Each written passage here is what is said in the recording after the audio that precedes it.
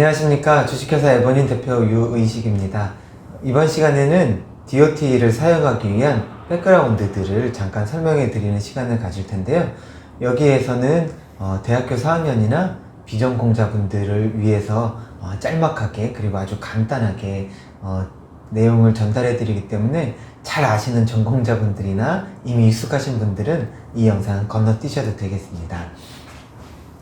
네, 엑센스 DOT에서 이분이 주로 활동을 하고 계신데요. 네, 이 커리큘럼 전체에 대한 파일은 이분이 만드신 거라서 저희가 필요하시면 따로 공급해 드릴 테니까 인터넷에서 찾지 못하시는 분들은 연락 주시기 바랍니다.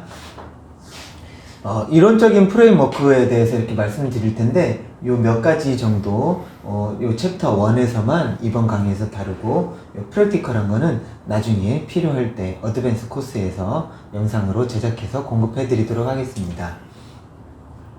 그래서 오늘 이제 간단하게 이야기들을 나눌 텐데요. 이론적인 프레임워크에서 제일 중요한 거는 이 DOT 센서가 IMU 센서라는 겁니다. 관성을 측정하는 걸로 속도나 포지션을 결정하게 된다는 뜻이죠. 그래서 IMU에 들어가는 요 센서들은 3축 가속도 센서, 3축 자이로 센서, 그리고 3축 마그네토미터 이렇게 3개가 들어가고요. 요 3개의 정보들을 서로 번갈아 가면서 사용해서 우리가 원하는 동작을 측정하게 됩니다. 그래서 이제 센서 퓨전과 방향의 계산에 대해서 말씀드리겠습니다. 요 방향 Q는 여러분들이 결국 측정하실 현재의 각도가 될 테고요. 요 각도 변화량은 각속도의 변화가 각 시간별로 측정한 것들을 다 합쳐서 거기에다가 초기 각속도를 합치면 현재의 각도가 나올 건데요. 이런 식으로 이제 계산을 하게 됩니다. 왜냐하면 이제 센서는 60Hz로 DOT가 계속 측정을 하기 때문에 시리얼하게 연속된 동작을 다 접근할 수 있는 게 아니라 이 현실에서 발생한 상황을 60번으로 쪼개서 그 각각의 측정된 값을 접근해서 사용하기 때문에 이런 수식이 계속 들어가게 될 거고요. 계속 같은 형태로 나오게 됩니다. 네. 속도도 가속도를 접근해서 쓰고 포지션도 속도를 접근해서 쓰게 됩니다. 그러면 가속도계를 사용해서 속도를 접근해내고 속도를 가지고 포지션을 찾아내는 개념이 되겠죠. 그 다음에 이제 요 축이 굉장히 중요한데요. 요 사용하시다 보면 요 축이 굉장히 헷갈리실 수 있습니다. 요 DOT의 로고가 찍혀 있는 부분이 요 위쪽 긴 변으로 X축이 되고요. 요 위쪽 긴 변으로 X축이 되고 짧은 쪽 변으로 Y축이 됩니다. 그러면 당연히 이제 오른손 법칙으로 Z 방향은 이쪽 바깥으로 나오는 방향이 플러스가 되겠죠. 요 XYZ를 알아두시면 나중에 동작을 분석할 때 어디서 에러가 있었는지 찾는데 조금 도움이 되실 겁니다. 네, 조인트 앵글을 구하려면 하나의 센서와 두 번째 센서 사이에 벌어진 각도를 구해야 되는데 그러려면 각각에 붙어있는 로컬 프레임 그 두 개의 축을 서로 일치시켜서 원하는 방향으로 뽑아내거나 그 사이각을 구하면 되겠고요. 그 다음에 이 두 개의 값을 구할 때는 항상 글로벌 좌표계를 한 번 더 생각해 줘야 됩니다. 왜냐하면 이 두 개는 몸 전체에서 어떻게 움직이는 각각의 로컬 프레임들을 계산해 내야 되기 때문이죠. 지금은 이 정도로만 알아두시면 될 것 같고요. 그 다음에 이제 바이오메케닉스로 넘어가겠습니다. 바이오메케닉스에서 신경 쓰실 거는 바이오메케닉스가 어차피 사람 몸에서 발생하는 성분들을 찾아내는 거잖아요. 그래서 첫 번째 바이오메케닉스에서 스포츠 바이오메케닉스가 있을 수 있고 클리니컬하게 임상적으로 사용되는 걸 찾거나 아니면 여러분들이 일터에서 다치지 않게 아니면 조금 더 수월하게 움직일 수 있게 궤적이나 아니면 공간을 구성해 주는데 사용하는 바이오메케닉스가 있습니다. 그래서 이제 좀 전에 말씀드린 바이오메케닉스에서 신경 쓰셔야 될 거는 맨 처음에 이제 준비하는 과정을 거쳐야 됩니다. 내가 뭘 측정할 거고 어떻게 측정할 거고 이걸 어디다 써먹을 건지 먼저 생각을 한 다음에 측정하기 위한 환경을 구성하고 측정하기 위한 시스템을 먼저 준비하는 게 필요하겠죠. 그 다음에 이제 옵저베이션 하고 여러분들이 필요한 것들을 찾아내는 이밸루에이션 한 다음에 이것들을 인터벤션을 통해서 어떻게 우리가 필요한 코칭이나 아니면 동작들을 수정해 주거나 하는 것들을 할 수 있는지에 대한 고민을 할 테고, 그 다음에 이제 그거를 다시 적용해서 제대로 하고 있는지 한 번 더 측정할 수 있겠죠. 자세한 사항은 읽어보시면 되겠고요. 영어가 좀 복잡하신 분들은 그냥 구글 번역 돌리시면 잘 나옵니다. 그 다음에 이제 바이오미케니컬 어널리시스에서 이제 디퍼런트 레벨이라고 되어 있는데 여러 가지 레벨로 보실 수 있습니다. 이제 키네마틱 어널리시스, 그러니까 운동하고 있는 것 자체만 보게 되는 거겠죠. 그 다음에 카이네틱 어널리시스, 운동할 때 힘이 어떻게 작용하는지도 봐야 될 테고요. 그래서 이 두 개의 레벨로 보실 수 있습니다. 그 다음에 이제 또 중요하게 보셔야 되는 게 어네토미인데요. 펑셔널 어네토미 하기 전에 제일 먼저 중요한 3축에 대해서 먼저 정의를 이야기하겠습니다.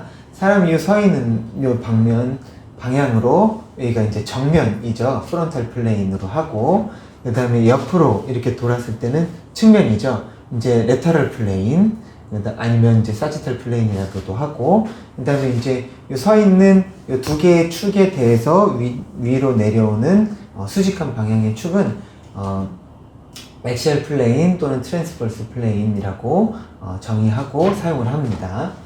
그래서 이제 이 플레인이 굉장히 중요한 건 우리가 센서들이 어떤 플레인에서 어떻게 움직이고 있는지에 대한 정의를 해주기 위해서인데요. 사람이 움직이는 방향을 요렇게 이 세 가지 측면에서 이해하기 위해서 이렇게 똑같은 얘기를 여러 번 반복해 드리고 있습니다. 그 다음에 이제 어네토미컬 무브먼트가 발생을 할 텐데요. 움직임을 무엇으로 정의할 건가, 어떻게 정의할 건가는 이제 아까 드린 이야기에서 생각하실 수 있지만, 이런 모든 움직임들은 사람 몸에서는 근육에 의해 발생을 합니다. 다른 사람이 도와주지 않는 한. 그러면 이제 이 발생하는 근육에 대한 방향의 이름과 작용하는 근육들에 대한 이름을 좀 외워두실 필요가 있겠죠. 여기에는 굉장히 간단하고 중요한 것들만 적혀 있기 때문에 잠깐 살펴보겠습니다. 여기가 몸통이고, 몸통에서 멀어진 원위부, 1, 2 올라가면 이제 근위부라고 부를 텐데요. 이 원위부에서 근위부로 들어가는 방향은, 들어가면서 굽혀지는 방향은 플렉션, 원위부로 바깥으로 나가는 방향은 이스텐션으로 되겠습니다. 그 다음에 이 몸통에서 바깥쪽으로 나가는 에이비덕션, 그 다음에 몸 안쪽으로 들어오는 에이디덕션이 있습니다. 그 다음에 몸통 쪽으로 안쪽으로 돌아 들어오면 인터널 로테이션이고, 바깥쪽으로 돌아 나가면 익스터널 로테이션이에요. 여기 중에서 위와 힙 쪽에 관련된 근육들을 살펴보면 쿼드리셉스, 햄스트링, 그 다음에 힙 플렉서, 글루티우스 막시무스, 글루티우스 메디우스, 그리고 애덕터 그룹이나 켈브스, 그 다음에 티비아리스 엔티리어, 요 정도는 외워두시면 좋고요. 그 다음에 여기에서 이제 또 나오지 않았던 용어 중에는 플란타 플렉션, 도지 플렉션, 요 정도는 발목을 사용하실 때, 발목을 분석하실 때 쓰니까 이 정도 용어들은 알아두시면 되겠습니다. 그 다음에 이제 숄더하고 엘보, 리스트, 트렁크, 요 부분에 대해서 이제 들어가는 근육들은 요 정도가 있습니다. 펙토럴스, 라티무스 도시, 그 다음에 로테이터 커프, 델토이드, 바이셉스, 트라이셉스, 리스트 플렉서, 리스트 익스텐서, 앱도미널, 이렉터 스피너, 요 정도 알아두시면 될 것 같고요. 여기 위치가 잘 나오고 있죠. 그래서 처음 하시는 분들은 요 정도는 프린트해서 책상에 붙여두시고 항상 인지해 두시면 좋을 것 같습니다. 네, 그 다음에 이제 키네마틱스로 넘어올 텐데요. 키네마틱스는 이 사람이 움직이는 거에만 관심이 있습니다. 속도, 각속도, 이 움직이는 거에만 관심이 있는데요. 이 관심이 있다는 거를 두 가지로 나누면, 하나는 리니어 모션입니다. 그러니까 직선 운동에서 속도는 당연히 움직인 거리를 시간으로 나누면 되겠죠. 요거를 시간 60Hz로 나눠서 측정을 한 다음에 적분한다고 했잖아요. 그래서 요거를 시간 t를 거의 0으로 재빠르게 측정을 한 다음에 그 이동 거리를 각각 합치면 속도가 된다는 이 개념이 여기 디스크리트하게 들어가 있습니다. 그래서 이제 요거를 다시 가속도의 개념에서 보면 시간은 처음 파이널 벨로시티에서 처음에 벨로시티를 빼주면 요 속도 변화량이 나오잖아요. 이 속도 변화량 역시 다시 미분의 개념으로 보면 이렇게 표현이 되겠죠. 그래서 여러분들이 CSV 파일로 나온 로우 데이터들을 분석하실 때 이동한 거리들을 적분해내면 결국 속도를 구할 수 있고 가속도는 그 속도에서 구할 수 있기 때문에 여러분들이 CSV에서 나온 가속도를 다 적분을 해서 각 속도로 바꿀 수 있고요. 속도를 다시 포지션의 개념으로 바꿔서 사용할 수 있습니다. 그래서 이 정도 공식은 엑셀로 표현해서 사용하시면 되겠고요. 그 다음에 이제 두 번째는 앵귤러 모션입니다. 리니어 모션과 달리 관절 하나에 구속된 채로 다른 분절들이 움직이기 때문에 이제 상완과 하완에서 하완이 움직이는 거는 요 팔꿈치를 기준으로 움직이게 되겠죠. 그래서 센서가 요 끝에 있다고 했을 때 요 움직인 동작은 앵귤러 모션이 됩니다. 그럼 앵귤러 모션의 측정은 요 바깥에서 발생하는 탄젠셜한 가속도를 가지고 측정을 우리가 할 수 있을 테고, 실제로 자이로미터는 이 관절의 하완이 움직였던 요 각도를 각속도로만 측정을 할 수 있게 됩니다. 그래서 이런 것들을 아까 말씀드린 기본적인 공식으로 다시 구현을 하면 여러분들이 원하시는 각도를 찾아내실 수 있고요. 요 리니어 모션과 앵귤러 모션의 관계는 요 분절의 반지름을 알아내는 게 초점입니다. 요 분절의 반지름만 알아내면 각속도에다가 곱해가지고 속도, 요 탄젠셜한 방향의 속도를 구할 수 있겠죠. 요 개념 하나만 알면 여러분들이 구하시려고 하는 많은 것들 아주 쉽게 구할 수 있게 됩니다.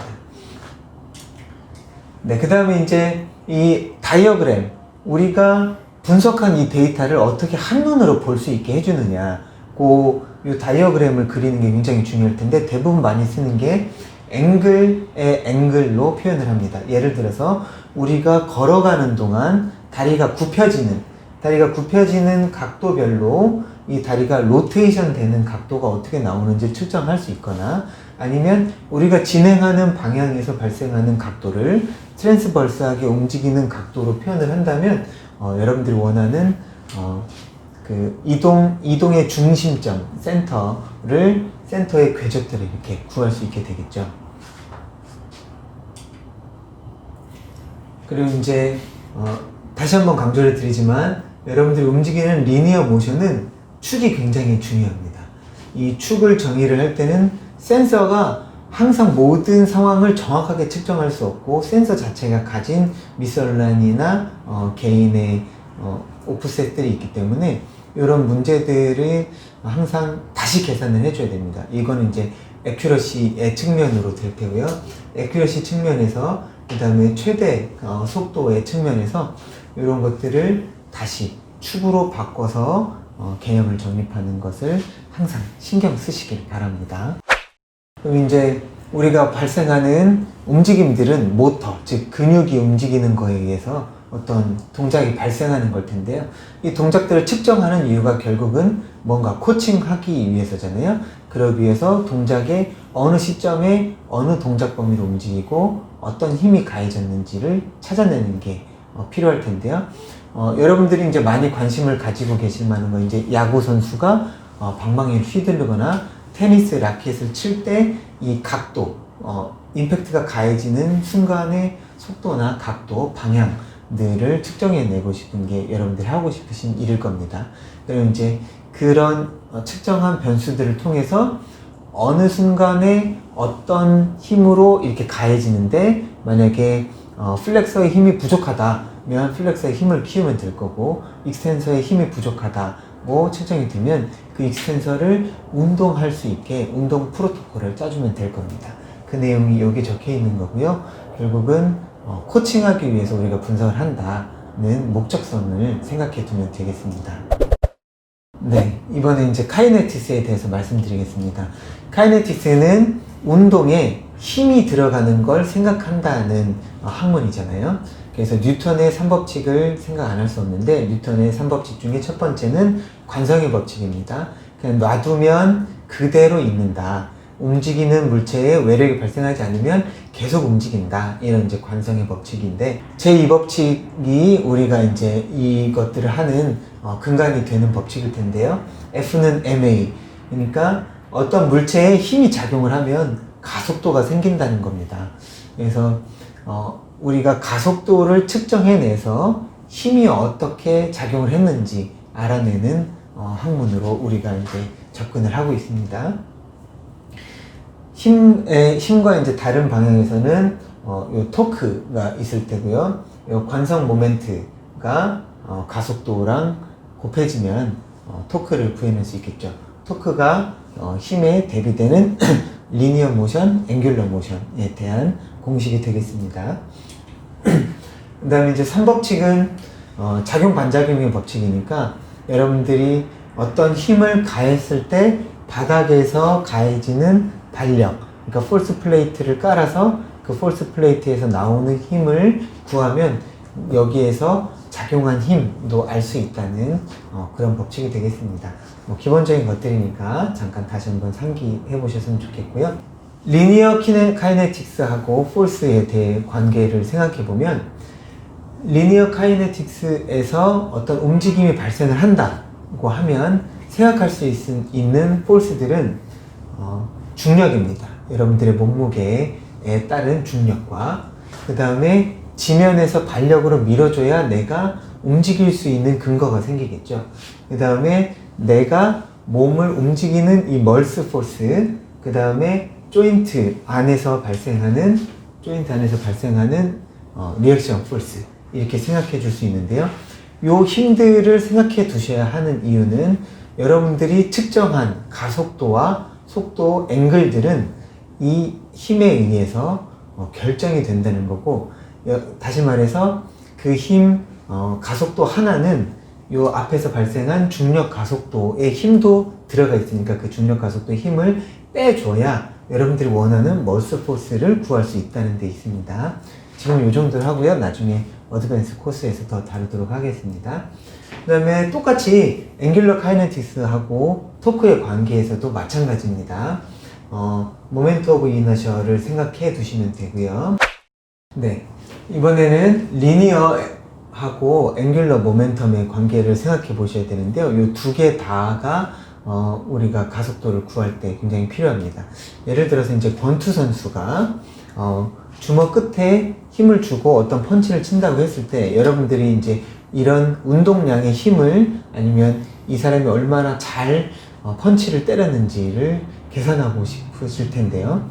그럴 때는 이 끝에 가속도하고 이 각 분절들의 가속도, 각 속도가 어떻게 나오는지를 계산을 해서 P는 MV나 H는 I 오메가, 요런 공식들을 사용해서 이 바닥에서부터 올라오는 모멘트, 관성 모멘트와 끝에 펀치가 친 운동력, 요거를 계산을 해서 어디에서 조금 더 근육의 힘이 부족한지를 측정해낼 수 있는 좋은 툴이 될 수 있습니다. 그 다음에 이제 레버암이 굉장히 중요하잖아요. 스포츠 안에서 요 레버암 때문에 여기에 무리가 많이 간다든지, 아니면 여기에 힘이 부족해서 이 끝에 들어가는 힘을 물건을 잘 들어 올릴 수 없다든지, 아니면 너무 무거운 물건들을 계속 하다 보니 이 속도가 느려져서 근육이 피로해져 가지고 어느 정도의 속도 이하로 떨어지면 이건 위험한 액션이다 라고 알림을 줄 수 있는 것들을 개발하실 수 있을 텐데, 그런 부분들을 생각하실 때 랭스를 항상 생각하시기 바랍니다. 그 다음에 이제 포워드 다이내믹스랑 인버스 다이내믹스를 이제 들어보신 일이 혹시 있으실지 모르겠는데, 포워드 다이내믹스는 여러분들의 카이네틱 인포메이션, 즉 폴스에서 키네마틱 인포메이션, 즉 포지션을 찾아내는 겁니다. 그래서 F는 MA였었잖아요. 그래서 F를 사용해서 F를 측정을 해서 어떤 가속도가 어떻게 나올지를 알아내는 학문인데, 이거를 바꾸면 인버스 다이내믹스, 다시 말해서 여러분들이 가속도만을 측정을 해서 이 모터의 힘이 얼마나 작용을 했는지를 찾아내는 학문입니다. 네, 그래서 여러분들이 이제 인버스 다이내믹스를 적용을 하실 때 여러분들이 필요한 분절들의 그림을 이렇게 그리고 각각의 축들을 정의를 할 텐데요. 이 해부학적인 축들은 각 뼈별로 지정된 코디네이션의 스탠다이제이션이 되어 있습니다. 그래서 표준화된 축들을 사용하셔서 이런 성분들을 정의하시기 바라고요. 각 방향의 축과 코디네이션, 그 다음에 작용하는 힘과 작용점들을 잘 정의를 하셔야 여러분들이 원하시는 코칭 또는 비즈니스 모델을 위한 제품을 개발하시는데 도움이 많이 되겠습니다.